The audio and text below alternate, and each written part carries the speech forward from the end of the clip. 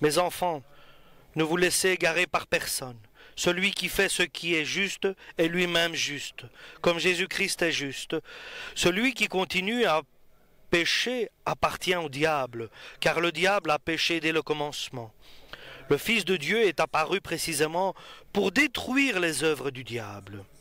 Quiconque est devenu enfant de Dieu cesse de pécher, car la puissance de vie de Dieu agit en lui, puisque Dieu est son Père. Il ne peut pas continuer à pécher. Voici ce qui distingue clairement les enfants de Dieu des enfants du diable. Quiconque ne fait pas ce qui est juste ou n'aime pas son frère n'appartient pas à Dieu. En effet, voici le message que vous avez entendu dès le commencement. Aimons-nous les uns les autres. Ne soyons pas comme Caïn. Il appartenait au mauvais et tua son frère. Et pourquoi le tua-t-il? Parce que les actions de Caïn étaient mauvaises, tandis que celles de son frère étaient justes. Ne vous étonnez pas, frères, si les gens de ce monde vous haïssent. Nous savons que nous sommes passés de la mort à la vie. Nous le savons parce que nous aimons nos frères. Celui qui n'aime pas est encore sous le pouvoir de la mort. Quiconque a de la haine pour son frère est un meurtrier. Or, vous savez qu'aucun meurtrier n'a de la place en lui pour la vie éternelle. Voici comment nous savons ce qu'est l'amour. Jésus-Christ a donné sa vie pour nous. Donc nous aussi, nous devons être prêts à donner notre vie pour nos frères. Si quelqu'un ayant largement de quoi vivre voit son frère dans le besoin, mais lui ferme son cœur, comment peut-il prétendre qu'il aime Dieu? Mes enfants, n'aimons pas seulement en parole, avec de beaux discours, faisons preuve d'un véritable amour qui se manifeste par des actes. Voilà comment nous saurons que nous appartenons à la vérité. Voilà comment notre cœur pourra se sentir rassuré devant Dieu. En effet, même si notre cœur nous condamne, nous savons que Dieu est plus grand que notre cœur et qu'il connaît tout. Et si, mes chers amis, notre cœur ne nous condamne pas, nous pouvons regarder à Dieu avec assurance. Nous recevons de lui tout ce que nous demandons, parce que nous obéissons à ses commandements et faisons ce qui lui plaît. Alléluia. Nous remercions la parole de Dieu. Et Jésus est venu pour détruire les œuvres du diable. Il a été envoyé par Dieu le Père pour détruire les œuvres du diable, pour qu'il puisse libérer ceux qui étaient prisonniers. Parce que lui qui n'avait pas de péché, il pouvait lier, enchaîner le diable. Et il savait avec certitude, lorsqu'il prie, Dieu le Père l'écoute. Et il a dit, moi, disait Jésus, je sais que tu m'entends toujours. Mais pour eux, pour la foule qui est là réunie, j'ai appelé Lazare pour qu'il puisse être ressuscité. Dieu le Père entend et écoute toujours le Fils. Et cette certitude, c'est pour cela qu'il est devenu le sauveur du monde, en disant que mes œuvres, ce n'est pas moi qui les fais, mais mon Père qui est dans les cieux. Et les paroles que je vous dis, ce ne sont pas mes paroles, ce sont des paroles de mon Père éternel qui me les a données. Et ma justice est juste parce que je fais la volonté de mon Père. Et par cette totale obéissance que Jésus a montrée auprès de son Père, il était établi prêt pour le salut de l'humanité, pour qu'il puisse avoir de l'assurance devant Dieu, devant les hommes. Quoi qu'il demande, le Père céleste lui accorde. Alléluia. Et cet homme, Jésus-Christ, l'envoyé du Père éternel, l'homme Jésus-Christ devenu chair, avait l'assurance devant le peuple, devant la foule, que quoi qu'il demande, le Père va l'exaucer, va l'accomplir selon la volonté du Père. Il avait beaucoup d'assurance, et pas seulement parce qu'il a fait la volonté du Père, obéissant jusqu'à la mort à la croix, mais parce qu'il a pris la décision, il avait pris une décision ferme d'aller à Jérusalem. Il avait pris une décision ferme de faire la volonté du Père jusqu'à la fin, autant que cela était difficile. Dieu a préparé et a trouvé Jésus, son Fils, qui était obéissant jusqu'à la mort. Et il avait aussi l'autorité de dire, moi et mon Père, nous sommes un. Il avait le pouvoir de dire, Philippe, tu ne m'as pas connu. Quand Philippe a demandé, montre-nous le Père à Jésus pour que nous puissions le suivre. Et Jésus, avec toute assurance, lui a dit, tu ne m'as pas connu encore, que moi, je suis dans mon Père et mon Père est en moi.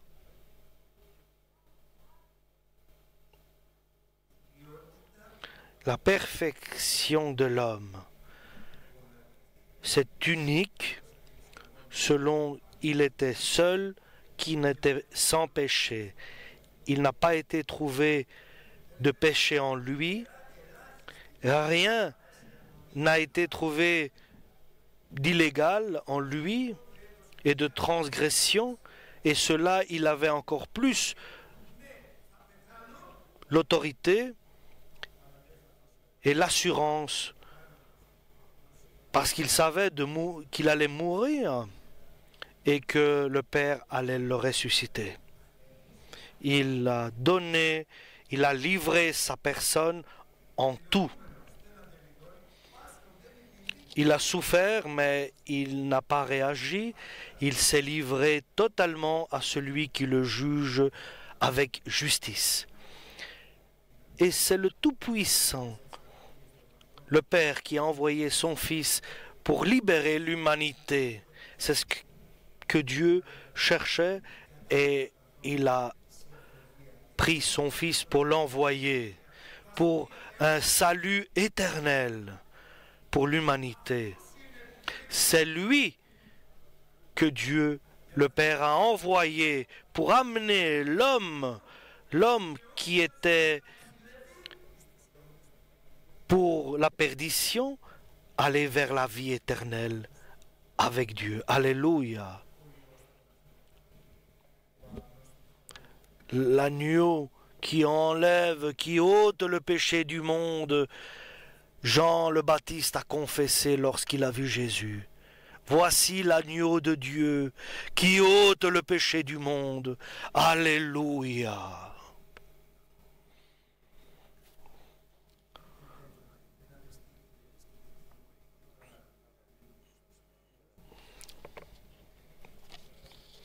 Maintenant, l'œuvre de Dieu continue.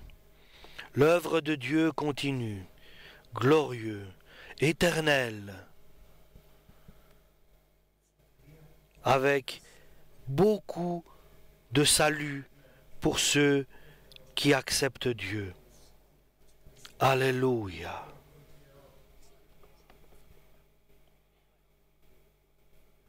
Et cette œuvre-là continue. Alléluia. Par Jésus-Christ, il cherche une personne qui fera de plus grandes choses. Il a trouvé Pierre et En une prédication, il y a eu 3000 personnes qui ont accepté le salut. Il a trouvé Paul, l'apôtre Paul. Après 30 ans, la parole était étendue dans le monde entier. L'œuvre ne s'est pas arrêtée à Pierre et à Paul. L'œuvre a continué. Alléluia. Oui, des églises sont tombées, des personnes sont tombées, mais pas l'œuvre de Dieu. L'œuvre de Dieu a continué et continue. Alléluia. Et il va continuer où viendra l'accomplissement de la volonté de Dieu. Et maintenant, nous sommes entrés dans une autre période.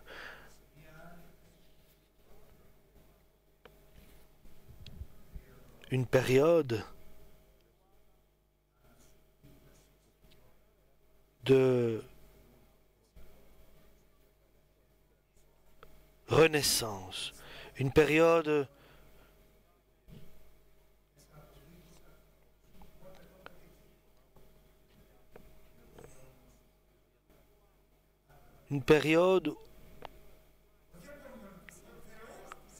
que nous traversons, une période d'évaluation. Nous évoluons. Nous allons grandir spirituellement avec des personnes sans importance. Dieu a fait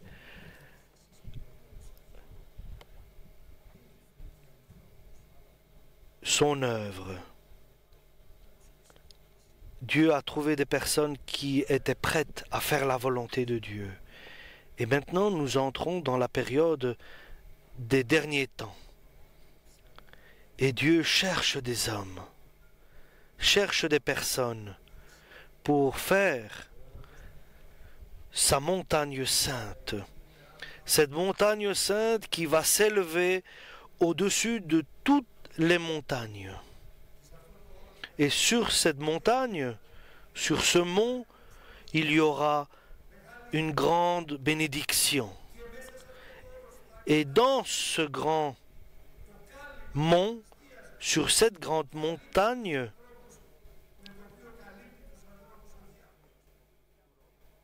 il y aura la vérité qui éclairera partout. Et lorsque cela va être accompli, alors sera dit que la mort a été ensevelie et détruite. Et nous aurons une église qui n'a pas de tache ni de ride, qui sera enlevée au ciel. Le projet de Dieu est parfait, est glorieux, est grand. Et lorsque nous voyons la parole, nous lisons la parole, il y a la parole de Dieu qui vient dans notre esprit. Et lorsque nous nous tournons vers nous-mêmes, nous voyons notre misère. D'un côté, nous voyons le projet de Dieu qui n'a pas de précédent, et de l'autre côté, toi et moi, avec nos faiblesses, avec nos péchés et nos erreurs, nos fautes et nos prétentions et nos fanatismes.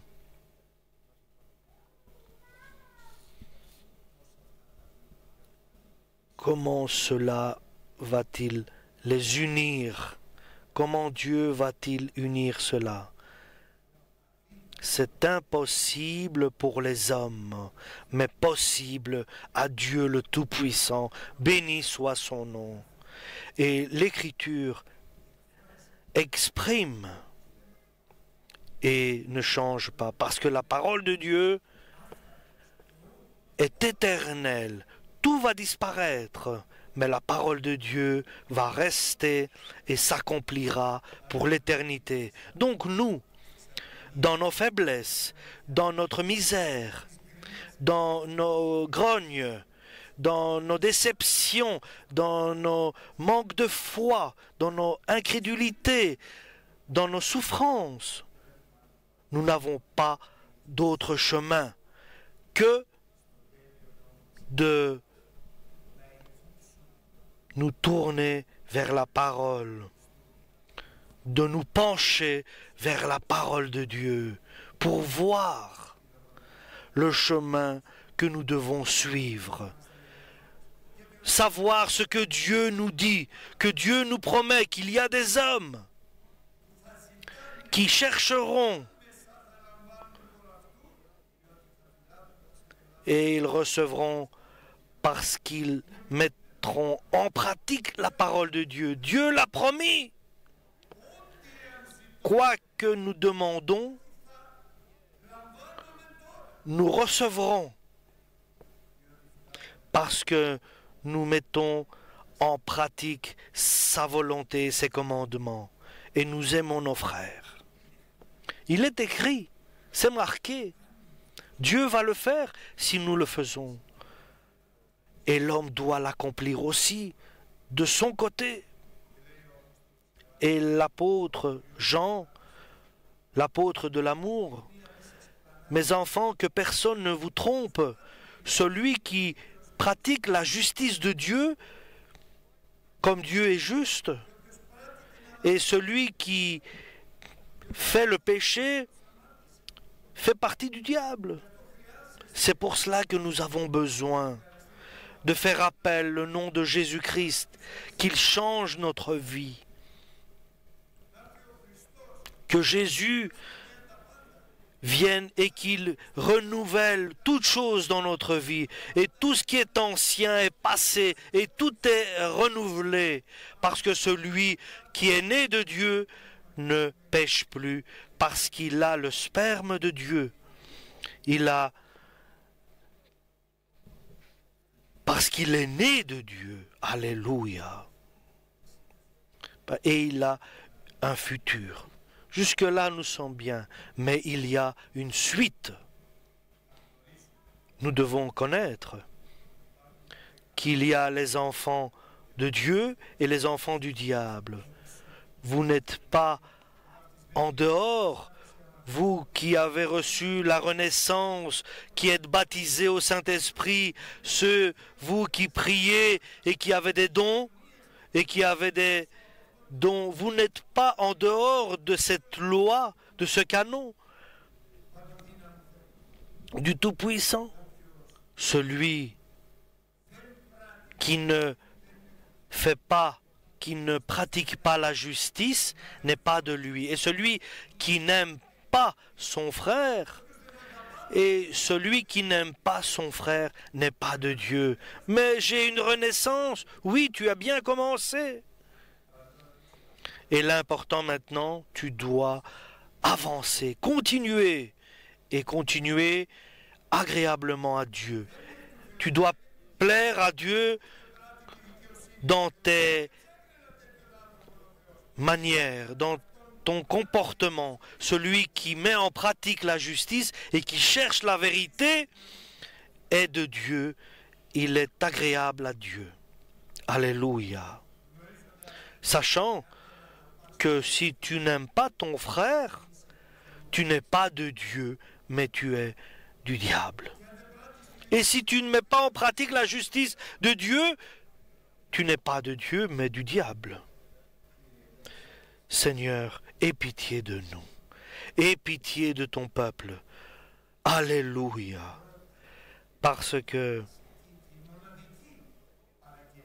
l'unique commandement de Jésus-Christ est d'aimer l'un à l'autre, de nous aimer les uns les autres, comme Dieu nous a aimés. Et maintenant, nous allons voir comment une personne peut devenir quelqu'un de très important aux yeux de Dieu. Pas comme Caïn, qui était du malin et il a tué son frère. Pourquoi a-t-il tué son frère? Parce que ses œuvres étaient rusées et mauvaises. Mais les œuvres de son frère étaient justes. Et qu'a-t-il fait Caïn? Qu'a fait Abel? C'était des enfants d'Adam.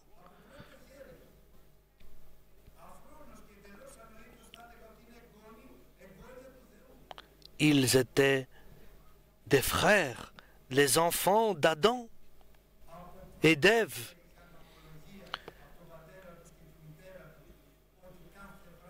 Et ils savaient que Dieu, par le témoignage de ses parents, de leurs parents, et ils avaient sûrement appris que s'ils n'avaient pas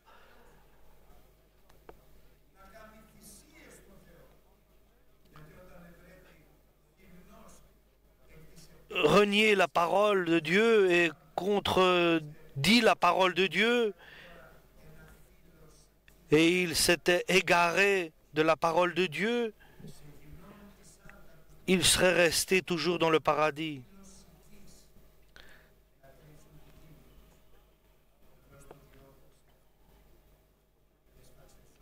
Et Dieu a permis à Adam et Ève, leur a donné des vêtements en sacrifiant des animaux et en les habillant.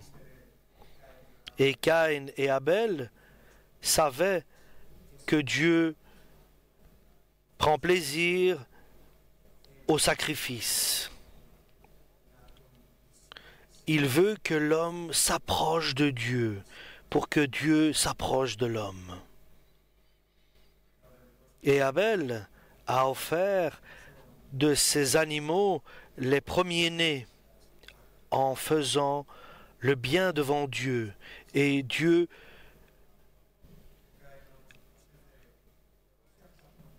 a été satisfait du sacrifice d'Abel.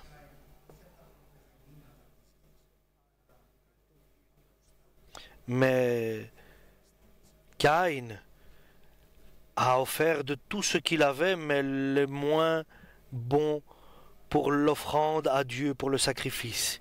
Il a offert n'importe quoi. Et devant Dieu, ce n'était pas juste. Il n'a pas été satisfait de l'offrande de Caïn. Et Caïn n'a pas été, en se repentant devant Dieu, dire « Pardonne mes offenses, pardonne mes péchés ». Et Caïn a haï son frère Abel. Et le sang d'Abel, jusqu'aujourd'hui, crie, appelle. C'est pour cela que l'apôtre Jean, continuant dans sa parole, il dit « Ne soyez pas étonnés que le monde vous haïsse. Nous savons une chose, que si nous aimons tous nos frères, nous sommes passés de la mort à la vie. Tous les frères, si nous aimons, nous sommes passés de la mort à la vie. La mort est détruite pour nous.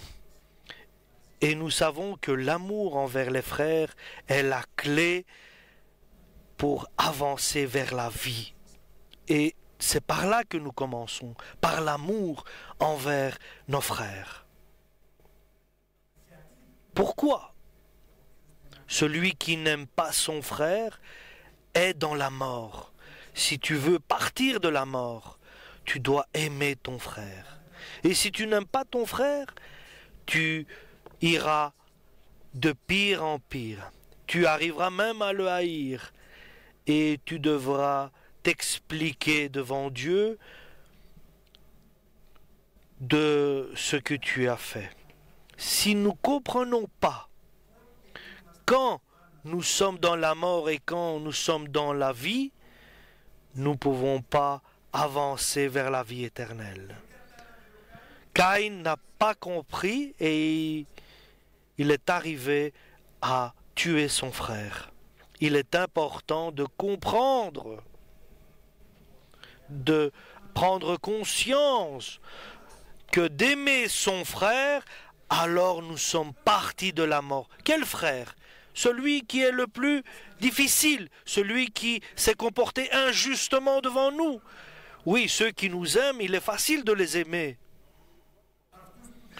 Ceux qui ne nous aiment pas, là, c'est difficile de les aimer. Parce que nous devons là nous forcer à les aimer.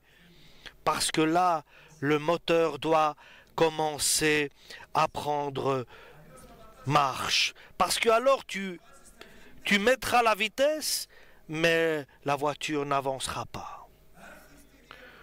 Tu auras des dons, tu auras un service, mais ton moteur ne prendra pas marche si tu ne mets pas l'amour devant, si tu ne sors pas de la mort, pour que tu puisses suivre le chemin qui mène vers la vie éternelle. C'est pour cela que la parole de Dieu dit « Ne jugez pas, parce qu'en jugeant, vous êtes dans la mort. Mais lorsque tu es patient, tu pardonnes, tu bénis, tu fais le bien, alors ton moteur, ton œuvre a commencé à avancer. Et il a pris marche et il avance. Mais il a démarré. Et il a démarré et tu as commencé à avancer.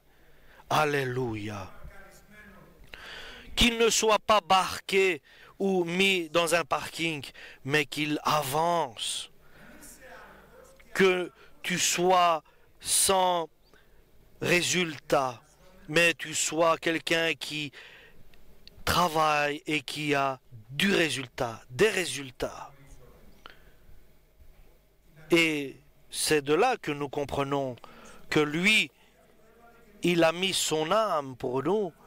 Et nous devons nous mettre aussi au service de nos frères. C'est ainsi que commence ton œuvre, ton service et ta mission. Lorsque tu prends la décision, comme Jésus a mis sa personne pour nous, c'est pour cela qu'il lui a été donné un nom au-dessus de tous les noms, parce que le Père lui a demandé de mettre sa vie pour nous. Et il a dit, me voici, avec joie, je viens, Père, pour faire ta volonté. Alléluia, je mets ma personne pour l'humanité. Je viens pas avec joie te faire ta volonté et obéir à tes commandements. Celui qui a les biens des biens et il voit son frère dans le besoin, dans la nécessité, comment l'amour de Dieu va-t-elle s'exprimer? Ce sera quelqu'un qui n'exprime pas l'amour de Dieu parce qu'il prend soin de lui, il est prévoyant pour lui, mais pas pour son frère.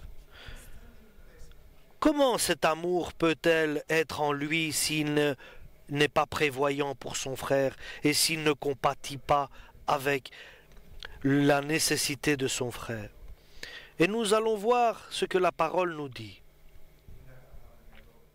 N'aimons pas avec des paroles, mais avec des actes. Il y a des paroles comme je t'aime, frère, et des accolades et des embrassades. Mais n'aimons pas comme cela. Cela ne sert à rien. Mais aimons avec des œuvres de foi et avec vérité et sincérité. Et alors, seulement alors, nous serons informés, notre cœur sera informé que nous sommes de la vérité. nous sommes de Dieu et nous ne sommes pas du diable, alors seulement nous aurons cette information en nous par l'œuvre de notre foi et la vérité, en mettant en pratique la volonté et la justice de Dieu et en cherchant la vérité par l'amour envers les frères et notre prévoyance envers eux. Et alors nous serons informés, nous pourrons informer notre cœur que nous sommes de Dieu et que nous ne sommes pas du diable. Et nous verrons pourquoi cela est très important. Parce que si notre cœur nous condamne, si nous aimons nos frères et que notre cœur nous condamne,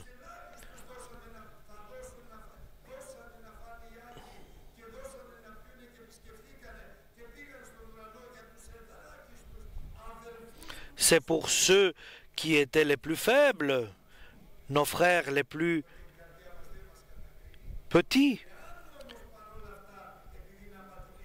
Et si notre cœur qui est corrompu et qui nous condamne, Dieu est plus grand de notre cœur. Et Dieu va nous justifier. Et seulement alors, chers frères, si notre cœur ne nous condamne pas, si notre conscience ne nous condamne pas, alors nous avons une présence devant Dieu et une assurance devant Dieu, comme Jésus avait cette assurance devant le Père. Et ainsi, nos faiblesses, nos fautes, mais nous avons quand même devant Dieu une présence. Et tout ce que nous demandons devant Dieu, nous le recevons. C'est-à-dire, nous devons que celui-là soit guéri, oui, il sera guéri. Je veux que celui-là soit sauvé, il va être sauvé. Je demande que celui-là soit sauvé et béni par le Saint-Esprit et baptisé par le Saint-Esprit, il le recevra. Que suis-je? Je suis quelqu'un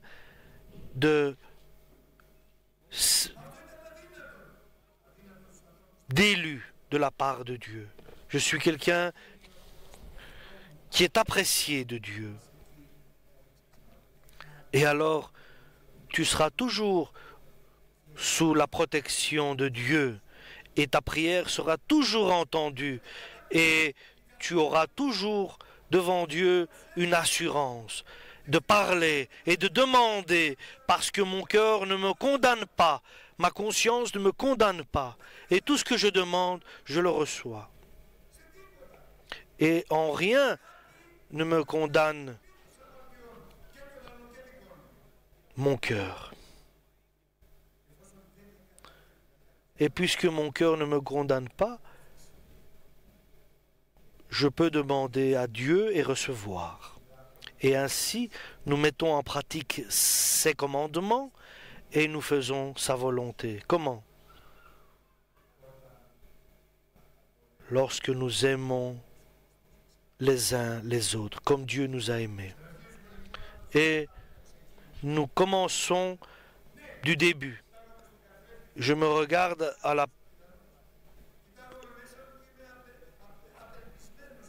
je me regarde devant le miroir et je me considère que je suis sans importance. Mais si je change de chemin et de pensée et d'opinion, si je vais vers Dieu, comme je suis,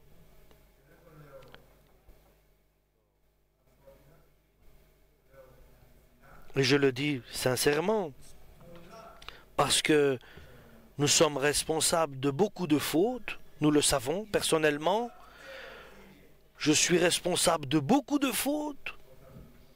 Donc, lorsque je prends conscience que je suis responsable de beaucoup de fautes, je vais là dans ma chambre, je me mets à genoux et je prie, je me repens, je me confie à Dieu de mes péchés. je me confesse à Dieu. Et je demande le pardon de Dieu. Je demande le sang de Jésus-Christ qui me purifie. Alors j'agis l'œuvre que Dieu désire, en me soumettant à la volonté de Dieu, aimant nos frères comme Dieu nous a aimés. Et là, à la prière dans ma chambre, je prie pour tous, ceux que je n'aime pas trop, ceux qui m'ont fait du mal, ceux qui me pourchassent et qui ont dit, qui m'accusent, etc. Donc, je veux avoir de la part de Dieu une présence, une assurance devant lui. Je veux que ma vie change et je rentre dans ma chambre et j'écris sur un papier tous les noms des frères que je n'aime pas trop. Pas que je haïs, je ne pense pas que cela doit exister, mais celui que je haïs, je dois l'écrire le premier. Tous les frères avec j'ai des problèmes, et plus j'ai des problèmes avec eux, je dois m'occuper de prier pour eux, et prier pour que je puisse exprimer un amour pour eux. Et plus j'ai de l'amertume envers certains, je dois prier encore plus pour eux. Alléluia, pour que je puisse être rempli d'amour. Et je continue à ouvrir mon cœur devant Dieu et à lui exprimer ce que j'ai en moi. Tu m'as montré le chemin, aide-moi à surpasser ce que j'ai en moi. Faites-le, frère, et vous verrez la différence dans votre vie. Faites-le, je vous en prie. Faites-le, ne vous arrêtez pas. Dieu est avec nous. Alléluia. Et ne nous arrêtons jamais d'aimer. Alléluia, car Dieu est amour. En mettant l'amour en nous, nous mettons Dieu dans notre cœur. Alléluia. Et alors nous prions, nous nous libérons de ces liens que nous avons contre certains. Prions avec amour, aimons, libérons-nous de tous ces poids. Et alors Dieu remplit notre être intérieur, notre âme. Et nous prions pas seulement avec notre pensée, mais surtout nous prions avec l'Esprit Saint pour eux. Pour ceux qui nous maltraitent. Parce que l'Esprit Saint prie pour nous. Et il nous donne la force de prier pour ceux que nous n'aimons pas trop. Il y a que cet amour remplit notre cœur. Par son amour qui est en nous, nous chassons la peur et la crainte. Nous savons qu'il est écrit que l'amour absolu chasse de nous la peur. Alléluia. Et nous serons remplis d'amour pour tout le monde. Aimez-vous les uns les autres. Et ça, c'est le résultat que Dieu accepte notre offrande et notre sacrifice dans la prière. Parce que nous donnons de ce que nous avons de meilleur. Et nous faisons selon sa volonté. Et la présence de Dieu vient en nous. Selon que Dieu est satisfait de nos prières. Et il nous certifie que maintenant, tu fais partie de la vérité. Jusqu'à présent, tu n'étais pas de la vérité. Mais maintenant, tu es de la vérité. Ne sois pas étonné. Oui, je n'étais pas de la vérité. Maintenant, je le suis. Il va te certifier que jusqu'à maintenant, tu n'étais pas. Parce que tu ne faisais pas la justice de Dieu. Parce qu'il est dit, tu dois aimer ton prochain comme toi-même. Alléluia. Et tu ne faisais pas la justice de Dieu. Tu aimais ceux qui t'aimaient, mais pas ceux qui ne t'aimaient pas. Et Alléluia. Nous devons aimer tout le monde à 100%. Et Dieu viendra changer notre conscience, changer notre être intérieur, changer notre spiritualité pour qu'elle puisse évoluer. Maintenant, tu es bien-aimé de Dieu. Maintenant, tu as commencé, le moteur s'est mis en marche, c'est à démarrer. Et vous savez comment il est important, chers frères et sœurs, que le moteur essaye de prendre marche, mais ne démarre pas. C'est ainsi que Dieu. Je mettais et j'essayais de démarrer le moteur, mais je n'arrivais pas. Et je voyais, la voiture était belle, etc. Mais le moteur ne prenait pas marche, ne démarrait pas. Il y avait de l'essence, il y avait de l'huile, il avait tout, mais il n'avait pas tout. Et je faisais comme ça, mais rien à faire, le moteur ne prenait pas, ne démarrait pas. Tu dois aimer ton frère. Alors, c'est Jésus qui qui va démarrer ton moteur. C'est Jésus qui prendra ta vie en main et ta mission. Alors Dieu viendra te dire maintenant, maintenant, et seulement maintenant, tu fais partie de la vérité. Maintenant, tu es de Dieu parce que tu mets en pratique la vérité. J'ai trouvé une personne. J'ai trouvé, dit Dieu. J'ai trouvé qui met en pratique la vérité. Maintenant, je vais révéler ma gloire. Alléluia. J'ai trouvé une personne.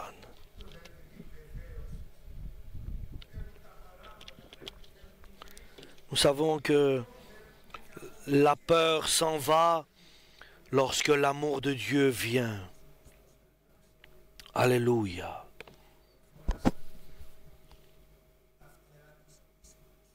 Et tu portes les ailes de la foi. Et tu peux arriver sur la montagne sainte, là où tu as une vision, tu as un regard très large. Et c'est Dieu qui donne la force et qui donne ce que nous avons besoin. Et n'aimez pas seulement avec des paroles, mais avec des œuvres et avec sincérité. Et cela commence par la prière dans la chambre. Et après, elle s'exprime dans ta vie, se révèle dans ta vie, se révèle dans tes paroles et dans tes actes. Dans tes pensées, cela se révèle. Alléluia. Et dorénavant, si ton cœur ne comprend pas bien, laisse ton cœur, mais moi je suis avec toi maintenant que tu as pris la décision d'aimer. Et le cœur se libère. Et le cœur ne condamne plus l'homme. Et tu ne peux pas arrêter la condamnation du cœur que par le sang de Jésus-Christ. Et alors, tout ce que tu demanderas, tu le recevras. Parce que dorénavant, tu seras considéré comme un homme qui garde ses commandements et qui met en pratique ses volontés, sa volonté. C'est le Père qui cherche. Et il a trouvé, et il a envoyé Jésus-Christ. Et par Jésus-Christ, il a trouvé l'apôtre Paul, l'apôtre Pierre et toutes les dames de la première église apostolique. Et maintenant, le Père cherche, et par Jésus-Christ, il va trouver les personnes de foi, les femmes de foi. Alléluia.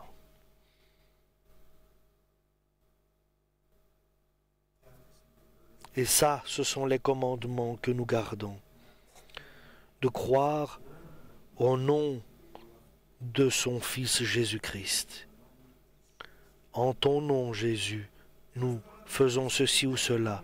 Jusque maintenant, vous n'avez rien demandé en mon nom.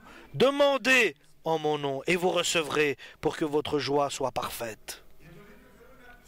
Le commandement de Dieu est le suivant, que le nom de Jésus-Christ est le nom qui est au-dessus de tous les noms.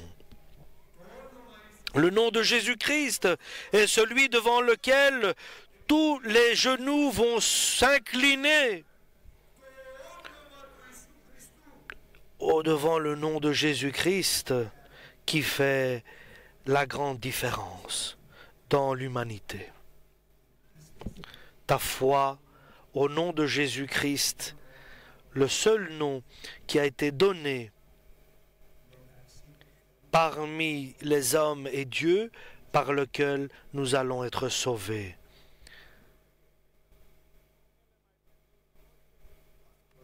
Ça, c'est le commandement de Dieu pour qu'il puisse changer ta vie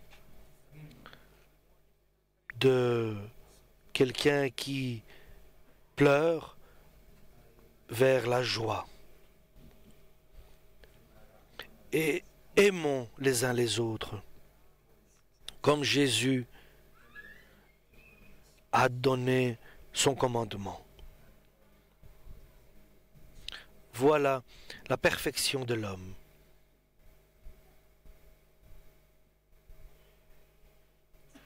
Si simplement, si facile, et pourtant quand même compliqué, parce que lorsque nous ne le savons pas, lorsque nous croyons, alors cela est plus facile.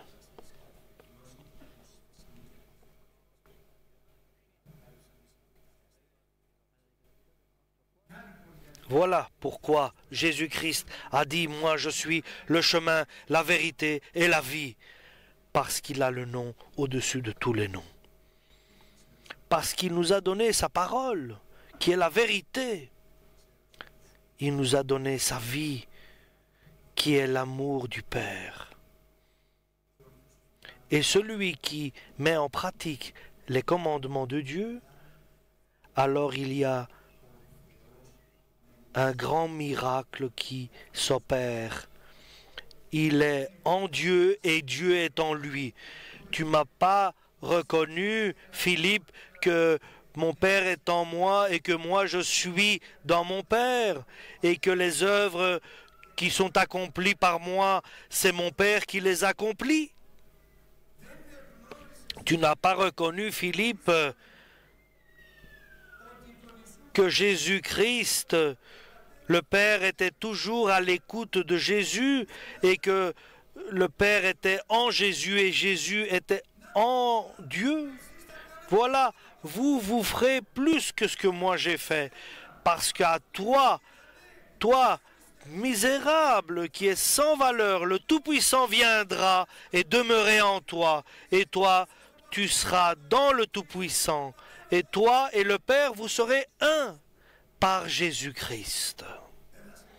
Tu ne seras pas la petite personne, mais tu seras un enfant de Dieu, un serviteur de Dieu, qui en lui demeure le vrai Dieu, et toi tu demeures en lui. Et en cela, nous reconnaissons que Dieu demeure en nous, par l'Esprit Saint que nous avons reçu. Et cela, si je parle en langue, et je n'aime pas mon frère, donc Dieu ne demeure pas en moi. La clé dans la vie spirituelle et dans la vie des dons, c'est d'aimer chacun, d'aimer les uns les autres, de nous aimer les uns les autres, d'aimer notre frère avec un cœur pur, avec une conscience sans hypocrisie, pour que vienne celui qui demeure dans une lumière inapprochable, l'Éternel Dieu, qu'il vienne demeurer, habiter à l'homme, dans l'homme, et que l'homme demeure en Dieu. Et Dieu alors va crier, j'ai trouvé une personne qui met en pratique ma justice. Il cherche la vérité, il est sincère, parce qu'il aime. Et il met autour une muraille, il élève une muraille pour que je ne puisse pas détruire